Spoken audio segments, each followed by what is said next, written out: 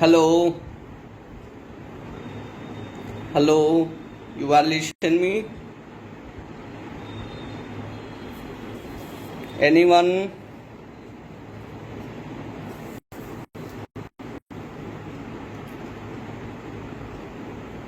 अब आवाज क्लियर आ रही है?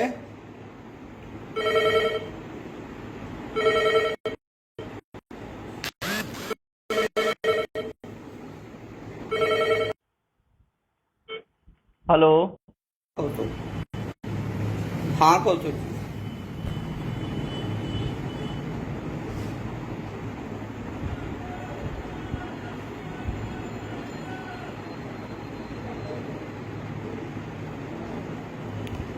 अच्छा नहीं तो यार वो अब लिखना चाहिए तुम्हें ना, तुम लिखी नहीं तब से चिल्ला रहा हूँ, कोई रिस्पांस कहाँ आ रहा है? नहीं नहीं, कोई कमेंट आप नहीं है, सबके तो आ रहे हैं, आपके नहीं आ रहे हैं केवल। अच्छा, हाँ, नहीं आ रहा है तो इसी वजह से हमें लगा कि डिस्टर्ब हुआ है, तो हम भाई उसका क्या मतलब है जब चीजें क्लियर ना जाए तो।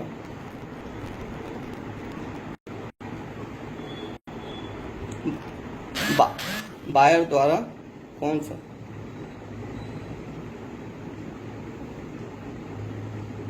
अच्छा नहीं, यही है, ब्लूटूथ ब्लूटूथ वाला है, इससे आवाज तो जा रही। हम्म, चलिए ठीक ठीक ठीक ठीक ठीक, ओके ओके।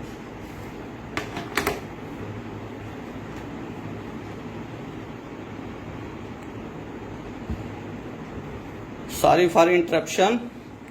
आवाज हमारी सही आ रही है? Okay Rahul ji, okay, I will continue our topics. जैसा कि हम लोगों ने पिछले क्लास में पढ़ा था कि किसी भी व्यक्ति की कॉम्पिटेंसी के लिए तीन चीजें निर्धारित की गई, जिसमें अनसाउंड मतलब माइनर नहीं होना चाहिए, इनकॉम्पिटेंट माना जाएगा, या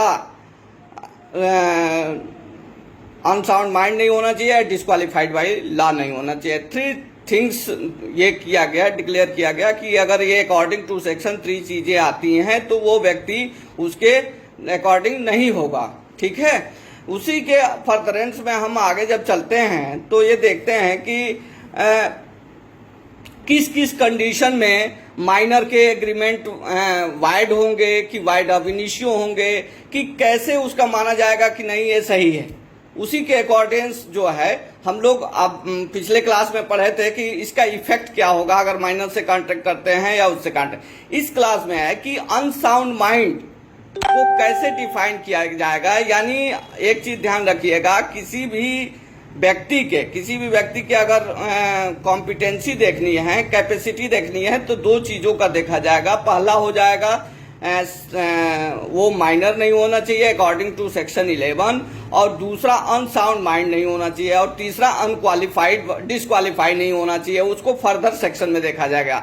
लेकिन कंपिटेंसी के रूप में दो सेक्शन लिख लीजिए, पहला 11 और दूसरा 12।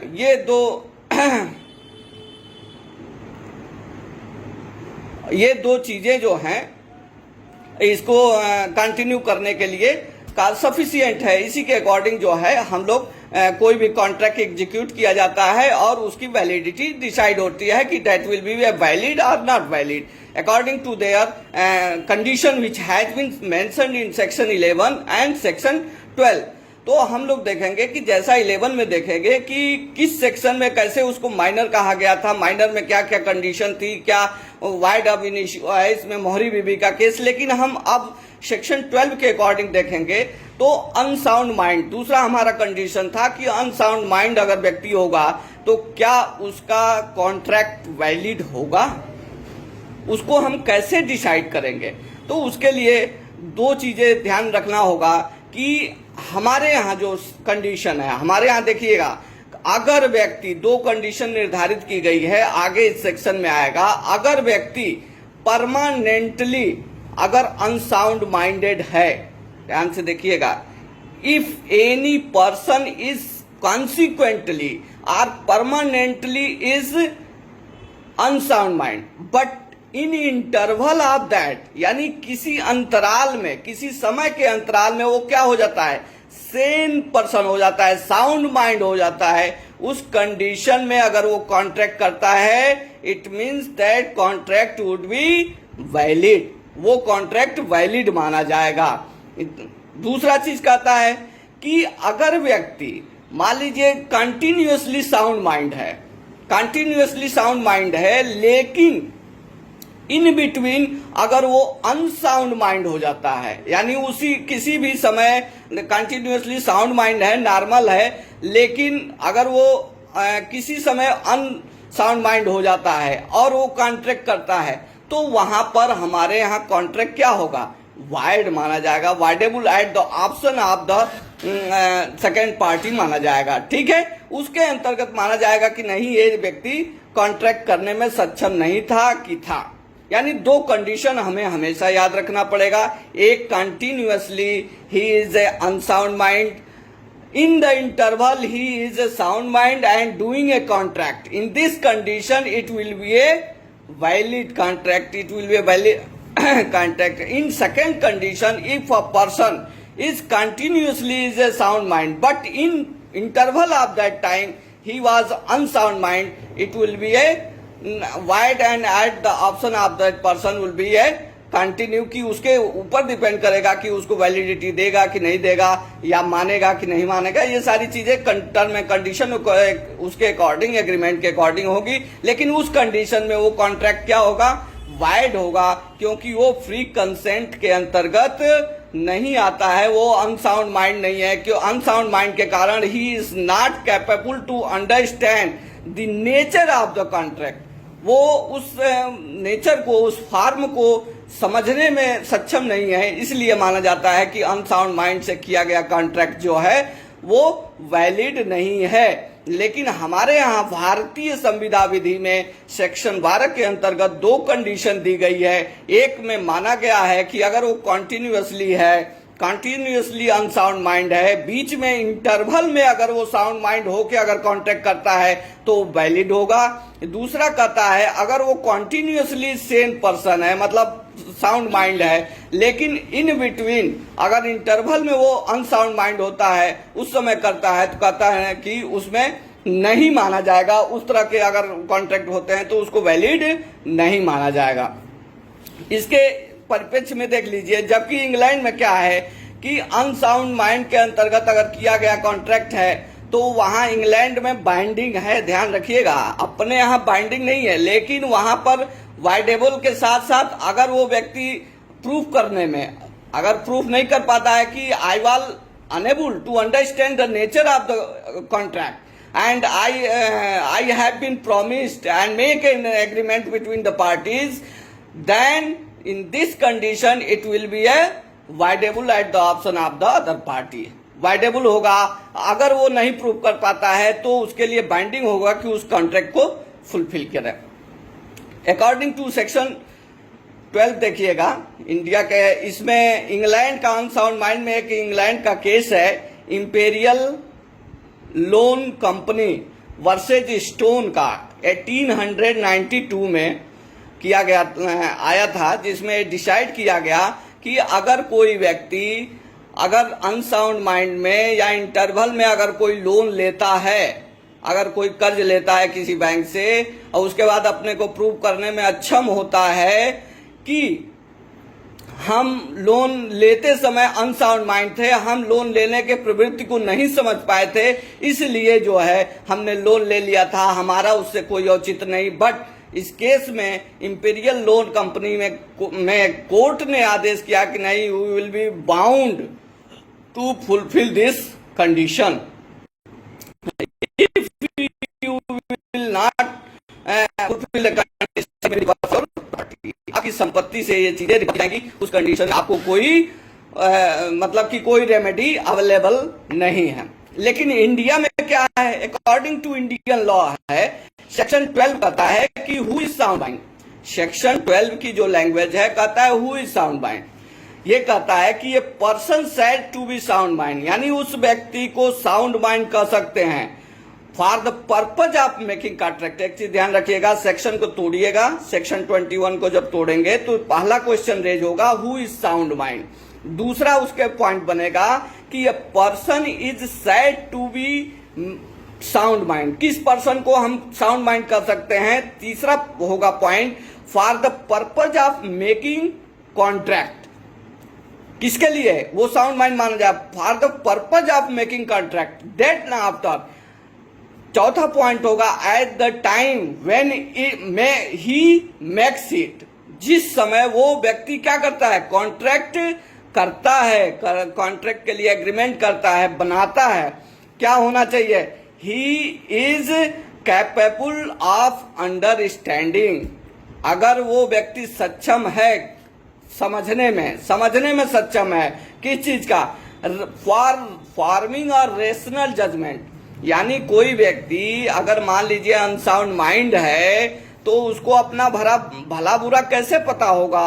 अगर जो व्यक्ति इतना समझ सकता है कि ये काम करेंगे तो हमारे लिए फायदेमंद होगा, ये काम करेंगे तो हमारे लिए नुकसानदेह होगा, तो यानी जो रेशनल जजमेंट कर सके, यानी फायदा नुकसान अपने दिमाग और तर्क से ये सिद्ध कर सके कि इस कॉन्ट्रैक्ट के द्वारा हमें फायदा होगा, इस बात के द्वारा हमें फायदा होगा और दूसरे से हमें नुकसान होगा। अगर इस तरह का रेशनल जजमेंट करने की अंडरस्टैंडिंग नेचर है, then it will B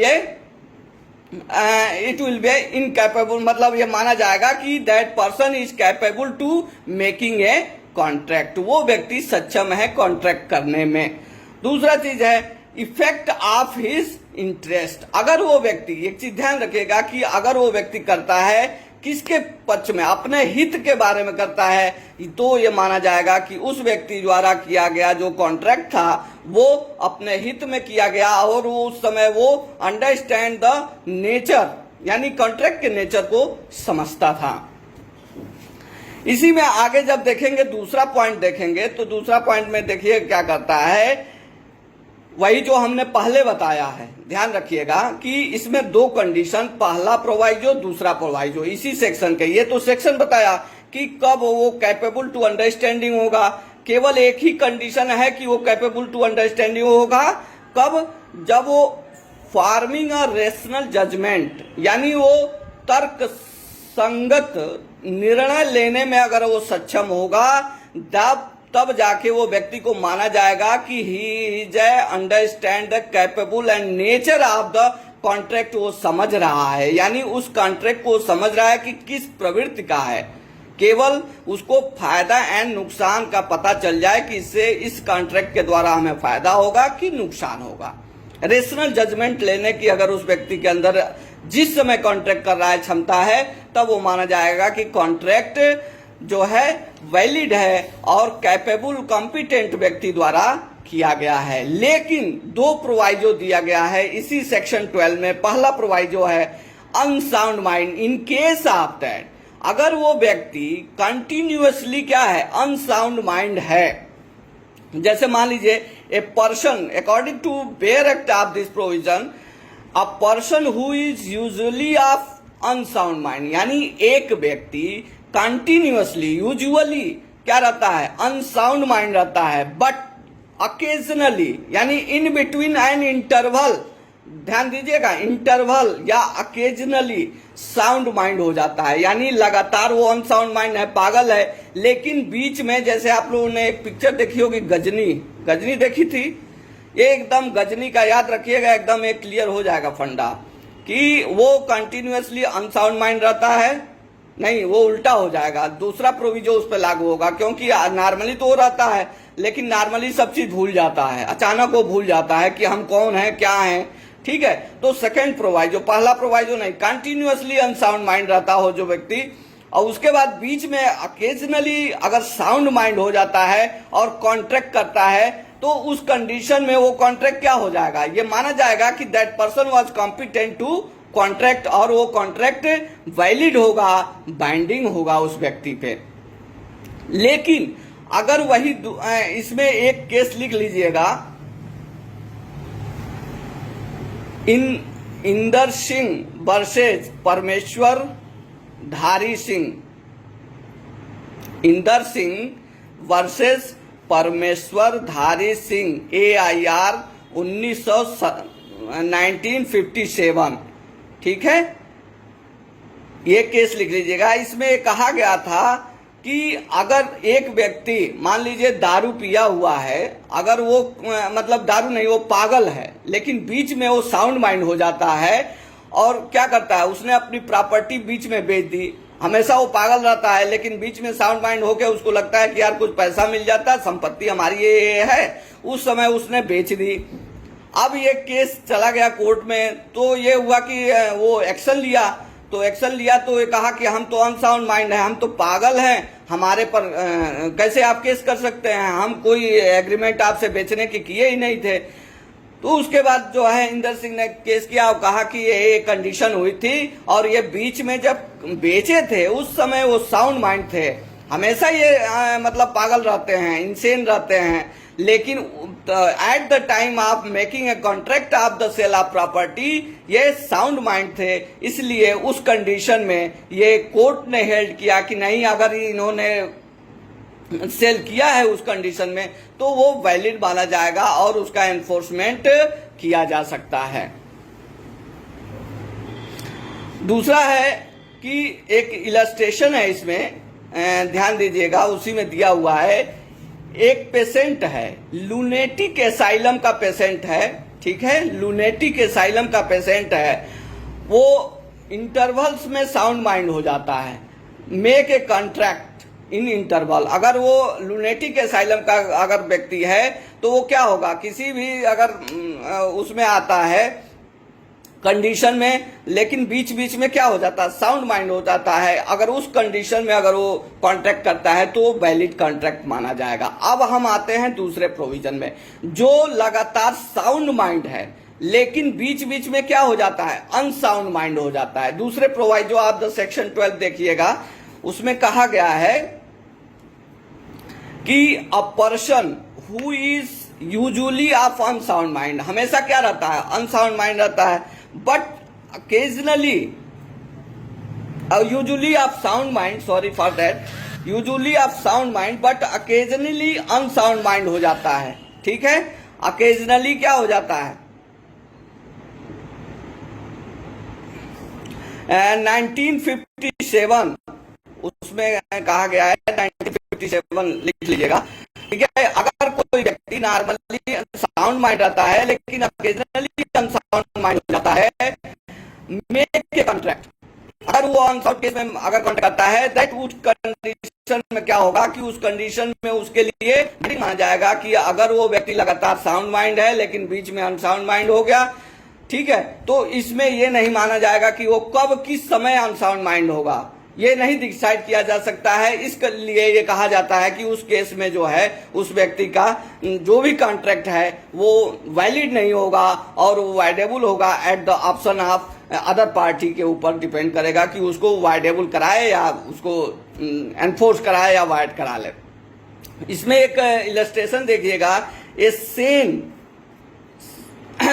man, एक पागल व्यक्ति हु डेरिलिशियस फीवर से ग्रसित है या कोई शराबी है, उस कंडीशन में वो क्या करता है, he can not understand the nature and terms of contract. अगर कोई दारू पी लिया है, अगर उस समय कोई कॉन्ट्रैक्ट करता है तो उसके नेचर को नहीं समझ पाता, अब उसका इंटरेस्ट अगर उसमें निर्धारित है तो उस कंडीशन में क्या होगा, ये इस इलस्ट्रेशन में दिया हुआ है, उस कंडीशन में एक कॉन्ट्रैक्ट नहीं माना जाएगा, क्योंकि eight the time of agreement जो था वो साउंड माइंड नहीं था।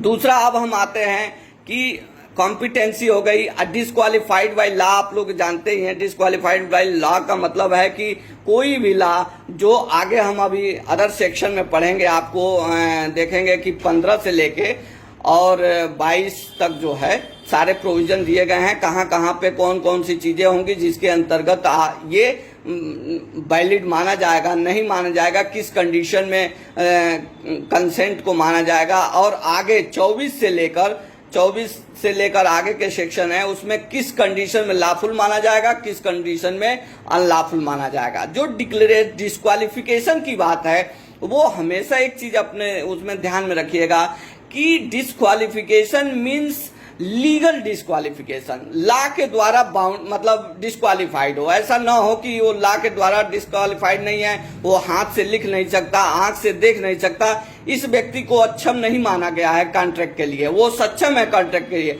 लेकिन लॉ के द्वारा वो डिस्क्वालिफाइड नहीं हो। बस ये यही कंडीशन देखी जाती है, उसके अंतर्गत अगर कोई व्यक्ति कॉन्ट्रैक्ट करता है तो उसको वैलिड माना जाएगा। अब आते हैं, पहला हो गया कॉम्पिटेंसी टू कॉन्ट्रैक्ट, दूसरा होता है कि फ्री कंसेंट। कंसेंट में क्या समझते हैं, क्या होता है कंसेंट?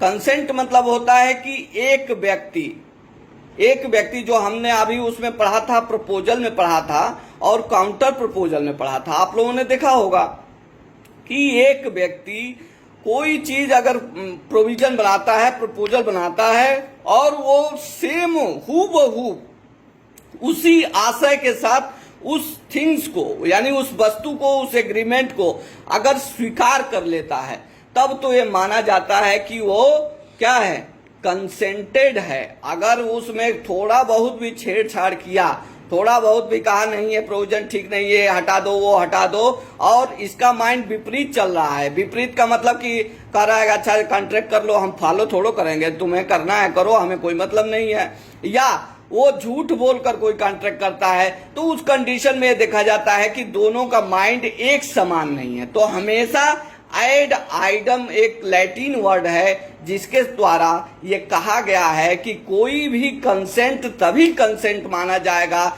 जब वो एड आइडम होगा। एड आइडम मतलब कि same things and same consent, ठीक है, एक सेम पर होना चाहिए, सेम सेंसस पे होना चाहिए। अगर जो हम सोच रहे हैं कॉन्ट्रैक्ट करने के लिए, जो हमारा उद्देश्य है कॉन्ट्रैक्ट करने के लिए, अगले व्यक्ति यानी जिससे कॉन्ट्रैक्ट कर रहे हैं उसका भी वही सेंस होना चाहिए। इसी के अंतर्गत हम कंसेंट को डिसाइड करते हैं, जो सेक्शन 13 में according to section 13 of the contract act कहा गया है कि 2 or more person they are agree, यानी 2 या 2 से अधिक। Section 13 says that 2 or more than 2 person agree हैं किस पर, एड आइडम, यानी एड आइडम मतलब 2 चीज ध्यान रखिएगा। एड आइडम का पहला थिंग्स होगा सेम थिंग और दूसरा होगा सेम सेंस। एड आइडम मतलब सेम थिंग्स सेम सेंस, दोनों को मिला के जो है एड आइडम पर अकॉर्डिंग टू लॉ अगर करते हैं तो वो क्या माना जाता है कि वो कंसेंटेड है। अगर उनके द्वारा ये जो भी कृत्य किया जा रहा है वो कंसेंट के द्वारा किया गया है। इसमें एक देख लीजिएगा, अकॉर्डिंग टू लॉर्ड कोक ने कहा था कि कंसेंट के लिए क्या होना चाहिए, कंसेंट के लिए there must be aggregation momentum होना चाहिए, एब्सोल्यूट मेंटल एकॉर्ड होना चाहिए। Aggregation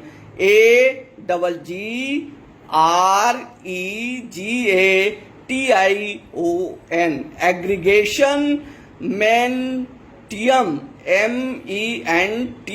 MENTIUM, aggregation mentium. Lord Coke ने कहा था कंसेंट के बारे में कि there must be aggregation mentium होना चाहिए, एब्सोल्यूट मेंटल एकॉर्ड, यानी ये जो है एग्रीगेशन मेंटियम का अर्थ है एब्सोल्यूट मेंटल एकॉर्ड, यानी दोनों का जो है एकदम एक दूसरे का जो मेंटल स्टेटस होगा, जो सोच होगा उस कॉन्ट्रैक्ट के विषय में सेम होगा, इसमें कहीं भी कोई डिफरेंस नहीं आना चाहिए, तभी वो माना जाएगा कि वो कंसेंटेड है।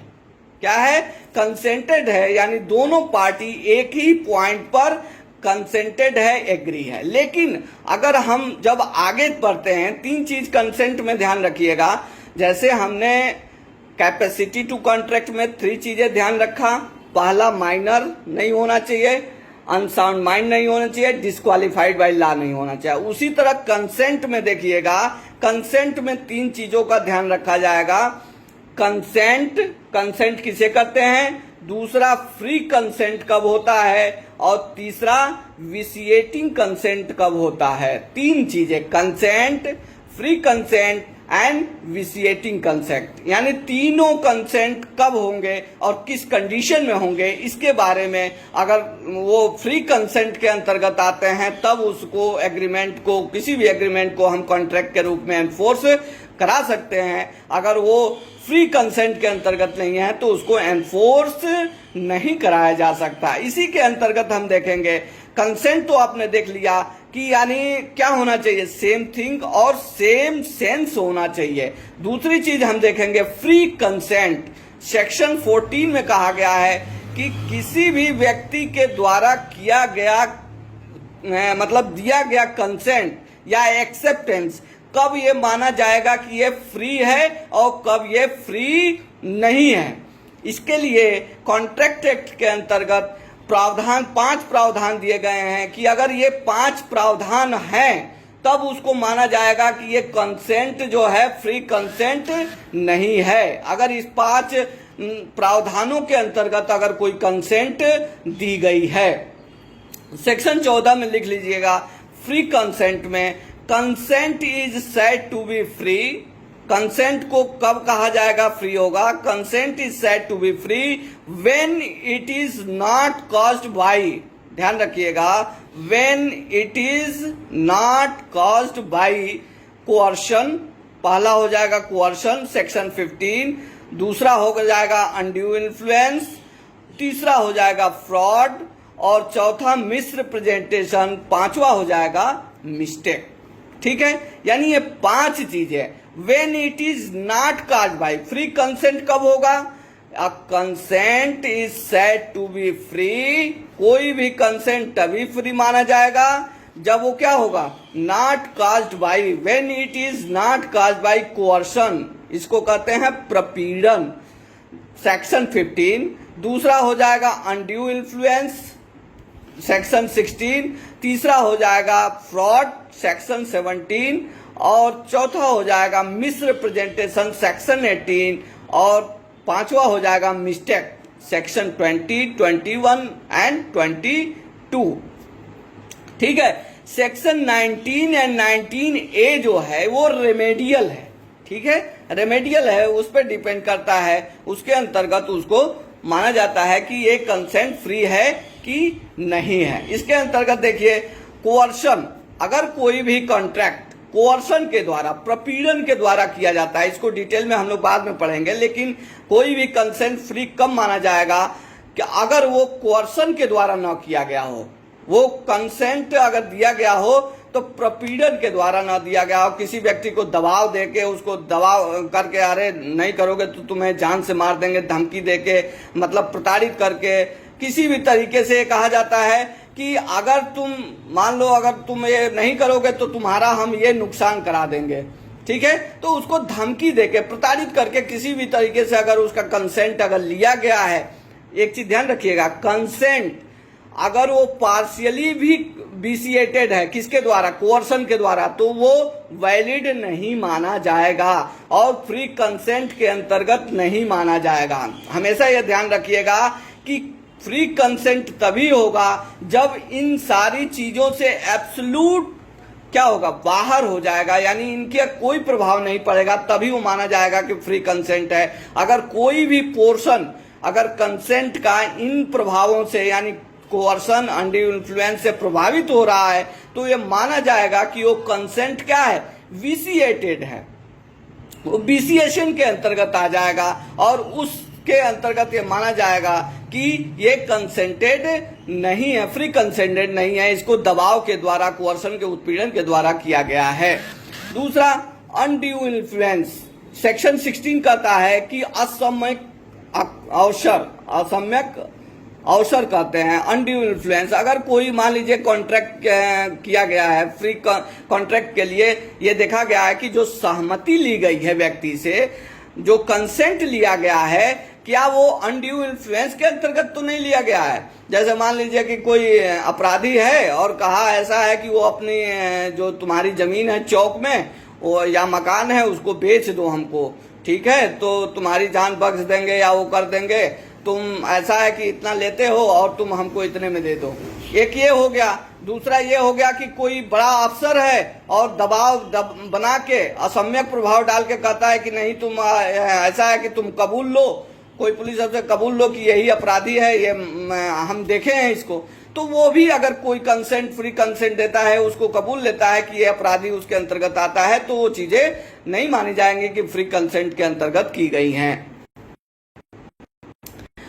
कपट, फ्रॉड अंतर्गत जाएगा कि कौन व्यक्ति फ्रॉड कमिट करके किसी कॉन्ट्रैक्ट को फुलफिल करने के लिए, अगर मान लीजिए कोई कॉन्ट्रैक्ट करता है और उसके मन में हमेशा से विचार रहता है कि अरे फ्रॉड तो करना ही है, उसका क्या मतलब है, ऐसा है कि हम जो है करना है नहीं, कॉन्ट्रैक्ट तो कर लेता है लेकिन उसके मन में क्या है कि हम इसको फुलफिल नहीं करेंगे, हम इससे चीट करेंगे, कंसील करेंगे, इसलिए हमारा कोई इससे वो नहीं है, किसी भी तरीके से हम क्या करें, इसका कॉन्ट्रैक्ट कर लेते हैं, फिर आगे जो होगा देखा जाएगा। यानी उसके मन में एक आशय है, डिसेसिव है कि हम इस कॉन्ट्रैक्ट को परफॉर्म नहीं करेंगे। इसके अंतर्गत अगर कोई व्यक्ति कोई कॉन्ट्रैक्ट करता है तो वो क्या माना जाता है कि वो फ्री कंसेंट के द्वारा नहीं है, यानी उसने कॉन्ट्रैक्ट तो किया, सहमति भी दिया, लेकिन उसका माइंड जो था वो हमेशा किस लिए था कि वो चीट करेगा, वो चीटिंग के लिए था कि उसको कंप्लीट करने या परफॉर्म करने के लिए नहीं है।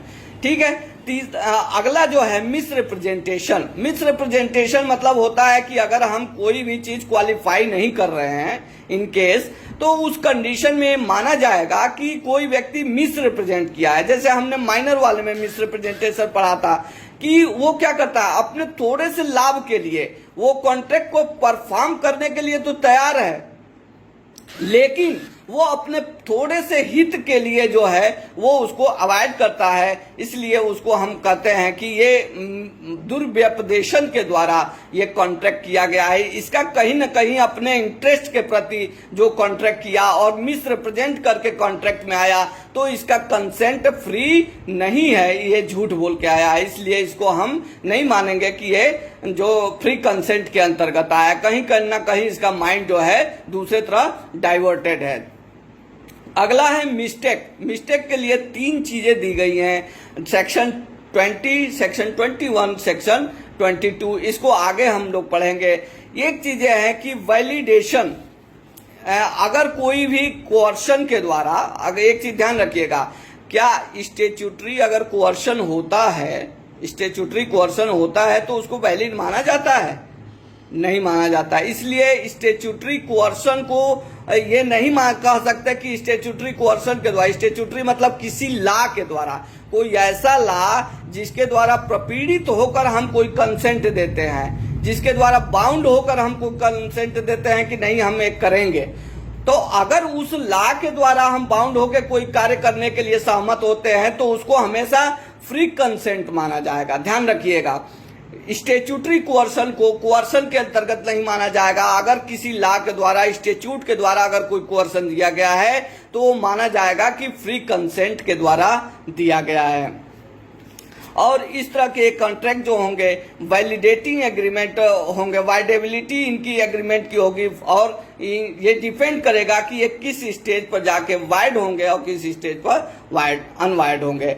वाइडेबिलिटी एग्रीमेंट को डिसाइड करने के लिए 2 सेक्शन दिए गए हैं। इन सारे को डिसाइड करने के लिए सेक्शन 15, सेक्शन 17, 18 को डिसाइड करने के लिए सेक्शन 19 दिया गया है कि इनकी वाइडेबिलिटी डिसाइड की जाएगी सेक्शन 19 में, और सेक्शन 16 को डिसाइड करने के लिए सेक्शन 19A दिया गया है कि इनकी वाइडेबिलिटी और वैलिडिटी को कैसे डिसाइड किया गया था कि ये फ्री कंसेंट था कि नहीं था। ये सेक्शन 19A के अंतर्गत सेक्शन 16 का अनड्यू असम्यक प्रभाव का आकलन किया जाएगा।